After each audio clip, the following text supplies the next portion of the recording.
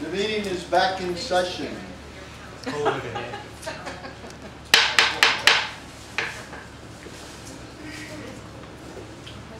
Okay, everyone, we are going to begin the speeches. And our very first speaker is going to be Mary Bagnola. She's doing her icebreaker. It's going to be 4 to 6 minutes long, and please help me welcome Mary.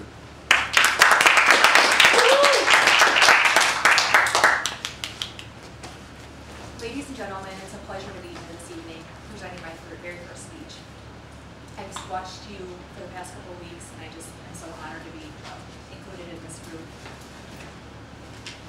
I wanted to come tonight and speak about why I joined Toastmasters. When I first began contemplating ideas for this speech, my head was jumping all over the place.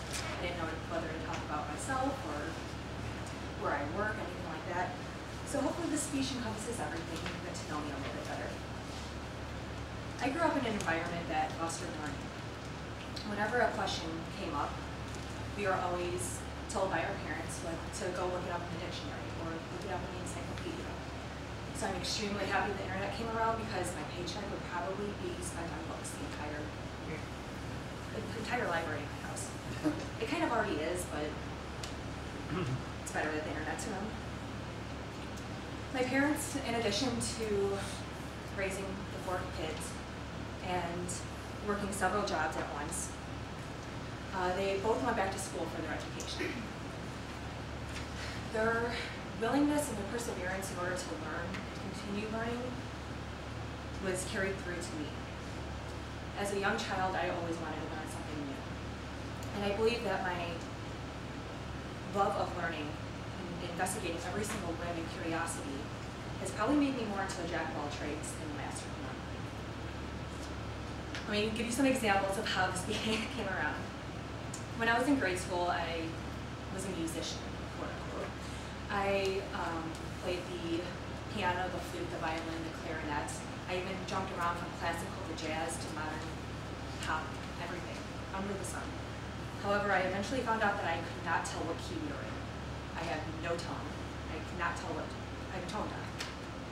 So I realized quickly that I should not pursue a career in music. So I jumped onto sports.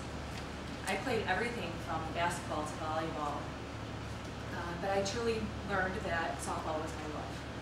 I played softball pretty much my entire life, from grade school into college. And I enjoyed being part of a team because you were able to learn from each and every one of the people on that team, whether they're better than you or worse than you, no matter what it was. Due to time, softball was no longer an option in college, so I concentrated more on school. School was a safe haven for me. I was able to learn every single day. I was able to go in and learn about math and history and poetry. However, I realized I could not memorize data, facts, figures, anything like that. So I just turned out to be an average student. I put the time and effort in, don't get me wrong. I did honors classes. I went to Marquette, had a really strict business curriculum there. I even went back to school for my master's degree, just because I wanted to continue learning in that environment. Love to travel and work. When it comes to work, I want to do everything. I want to be a teacher. I come from that long line of teachers and librarians. But I probably don't really like kids that much. I want to be a database analyst because I like solving problems. There are even times that I want to be a firefighter, just like my father. But the more I think about it, I realize I really don't like fire, and running into a burning building is not the career for me. So how does this bring me back to being in Toastmasters? My parents taught me to learn to fail, because every time you fail, you succeed. You learn how to make it better the next time. So I'm up here totally failing, being nervous, and next time I'll learn how to be a little bit less nervous and speak a little bit more clearly.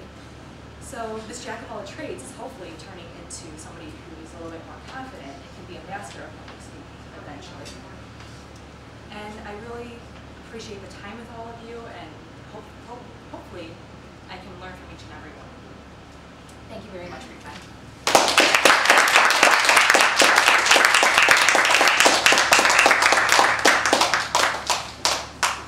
Being a substitute teacher, Mary, I wish I had a student like you who really wants to learn.